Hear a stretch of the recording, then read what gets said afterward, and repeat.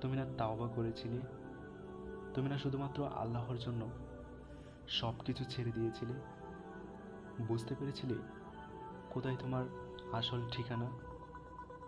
ভুলে গেছো আবার কোন পাপে তোমায় গ্রাস করে নিল?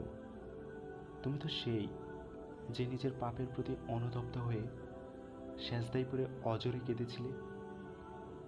তাহলে আবার কেন দুনিয়ার দোকায় পড়ে গেলে? কেন ভুলে গেলে কোথায় তোমার আসল গন্তব্য? তুমি কি হার মেনে নিয়েছো নফসের কাছে?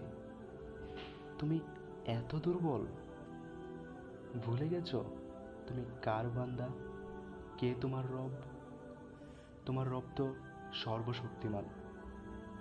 সর্বশক্তিমানের বান্দা আবার কখনো দুর্বল হয় নাকি?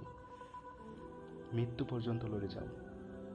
তুমি শয়তানকে দেখিয়ে দাও তোমার ইমানের পাওয়ার। শয়তানের দুঃখে পড়ে অনেক পাপ করে ফেলেছ, তাই নিরাশ হয়ে গেছো তুমি, তাই না?